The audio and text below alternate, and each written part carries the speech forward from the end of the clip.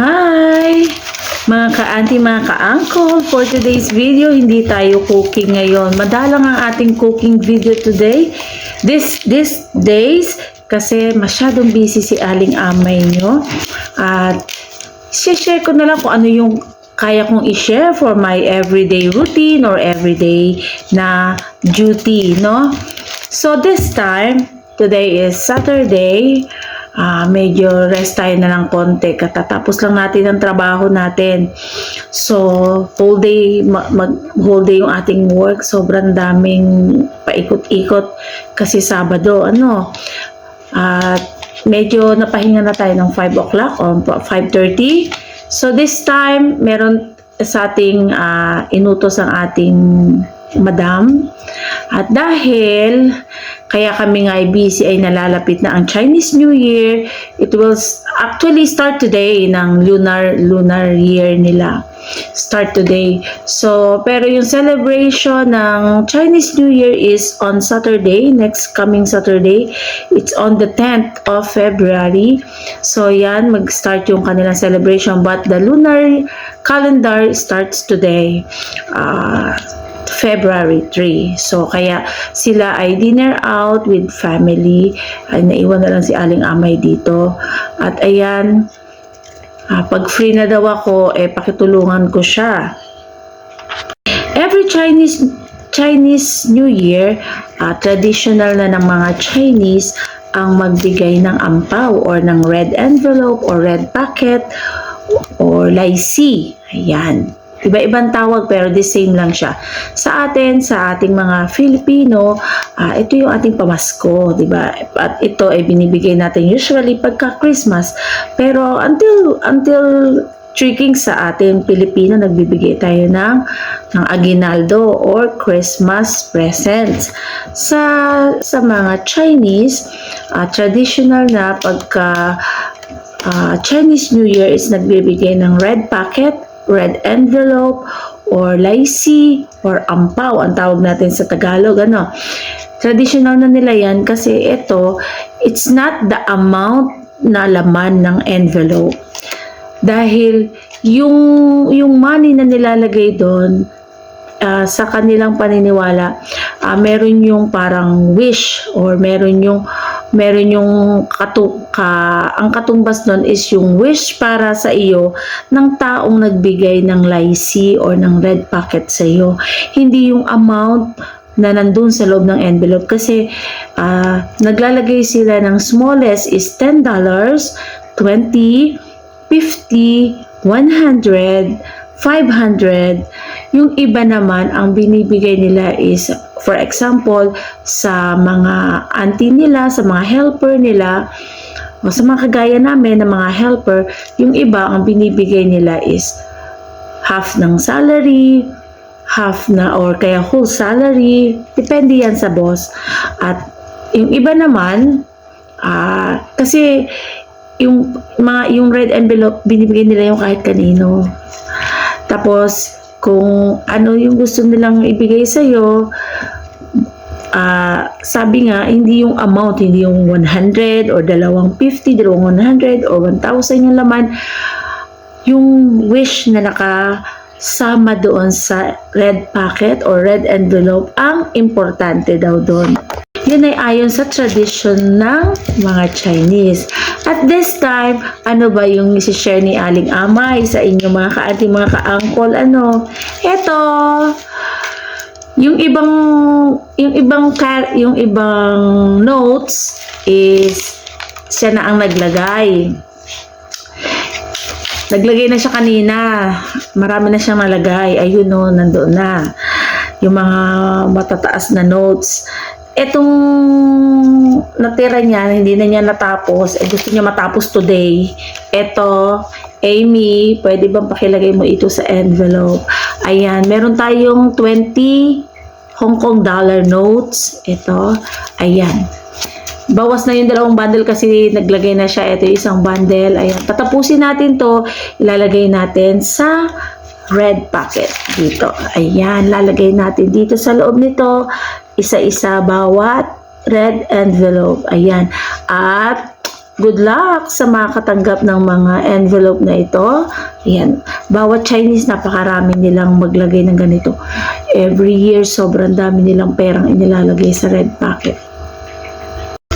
Ayan, umpisahan na natin mga ka-auntie, mga ka-uncle, ang paglalagay ng 20 Hong Kong dollar bill sa mga envelope na ito. Ayan. Medyo pagpare-parehasin natin yung envelope.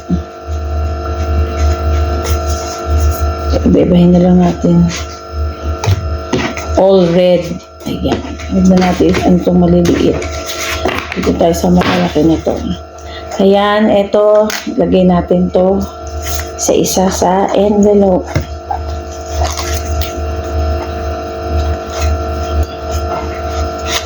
Sarap lang na malulutong yung mga ano yun.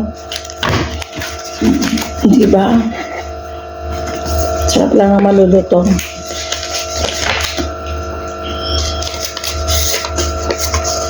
Huwag mo nang lukutin. Ganyan na siya.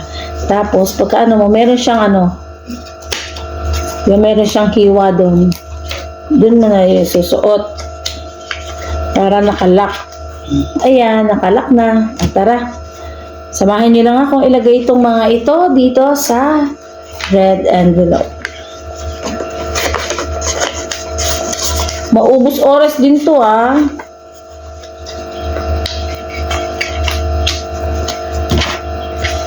Sa tagal ko dito sa bansa na ito,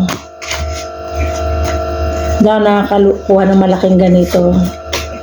Pinakamalaki kong nakukuha rito, 5.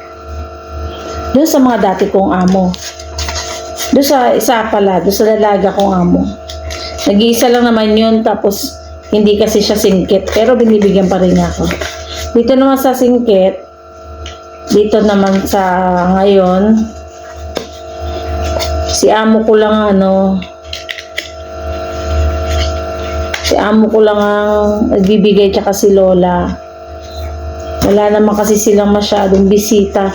Hindi katulad sa unang amo ko. Napakaraming bisita mula unang araw ng Chinese New Year. Hanggang buong, buong week na yon. Napakaraming bisita. Kaya sa pa 20-20, yung madalas naman wala namang 20 nagbibigay madalas 2-20 laman. O kaya dalawang sobre na tig 20, so 40 isang tao. Pero yung mga kapatid ni amo, 50, 100, marami sila. Maraming kapatid kasi si among lalaki. Yung among babae, wala, isa lang kapatid doon, tapos hindi pa nagpupunta doon. Si lalaki, napakarami, tapos yung mga pamangkin niya, may mga asawa. At saka nga pala,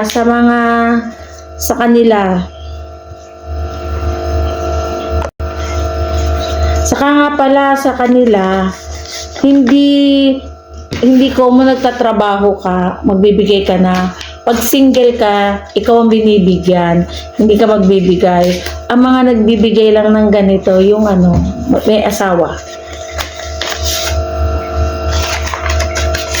Pagka dalaga o binata ka pa, tapos wala ka, kahit may trabaho ka, wala ka pang pamilya, hindi ka magbibigay ng ganito. Tapos pagka nagbigay sila dahil mag-asawa, partner, dalawa, hindi pwedeng isang sobre, dalawang sobre. Hindi kaya na doble-doble yung ko, parang hindi ko napansin na matigas yung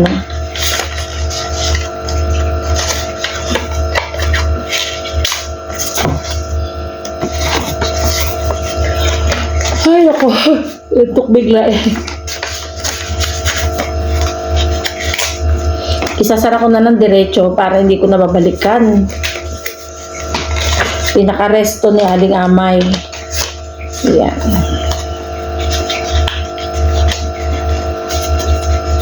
Sa kanila, malaking kuha ko na 2. Tapos si Lola, minsan si Lola pa lang 2, minsan 2.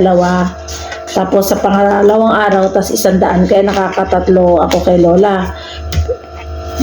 Nung nakaraan naman, isa sa unang araw, isa sa pangalawang araw, kaya kay Lola nakadalawa ako. Tapos kay mag-asawa ko, dahil dalawang araw yun, naghati yun. Nakatatlo ata ako. Nakatatlo ko. So yun, ganun lang ang nakukuha ko. Mga 500, 400. Mas malaki dati. Sabi nila, pagka meron kang bata, mas malaki makukuha mo kasi yung bata is parang namamasko. Kaso yung akin, hindi yun umiikot sa sa mga kamag-anak o kaibigan ng nanay. Dahil malaki na rin naman. Yung mga regalo sa kanya pinaabot na lang. Hindi na siya nahihirapan. Dumarating na lang sa bahay yung mga sobre-sobre. Pinaabot sa nanay niya. Medyo matagal to, balikan ko na lang kayo mamaya pagka natapos ko na to. Sobrang tagal, dami pa nito. Mahigit 100 to. Mahigit 100 piraso. Di ba yung isang bundle, 100 yun, 100 piraso. Mahigit isang bundle to, parang isa't kalahati.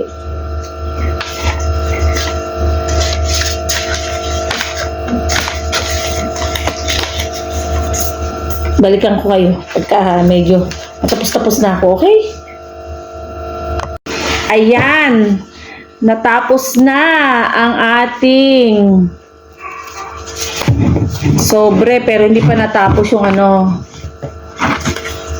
Oo nga, sige, pipilitin natin pag-uwi, pero hindi ko pa alam kasi kung kailan ako makaka-uwi. Hindi pa kasi kailangan ta-timing sa bata. Pinauwi niya ako sa Marso, ngayong Holy Week. Wala tayong budget eh. Ayan yung ating natapos na lychee o red packet, red envelope. At eto pa yung ating natirang isisilid. Wala na akong sobre. Hintayin natin ang ating boss kung anong sobre ang ating gagamitin. So, ayan. O, swerte yung mga makakatanggap nito. Swerte yung mga mabibigyan. Ayan. Nauubos siguro to. Konti lang ang natitira. Konti lang nakikita ko natitira dito sa bahay. Kasi, pagka nasa sila, yung halimbawa doon sa trabaho, sa building, di ba yung mga gwardiya doon, yung mga maintenance, binibigyan nyo ng isa-isa, lahat yon. Kaya ang maswerte pagka ganitong okasyon, yung mga maintenance na mga empleyadong nandun sa mga building, dahil sigurado lahat ng taong dadaan sa building, lahat ng taong dadaan sa lobby, sa pintuan, merong sobre makukuha sa bawat taong papasok doon. Kaya napakaswerte. Ayan, o diba? Kung hey Fatchoy!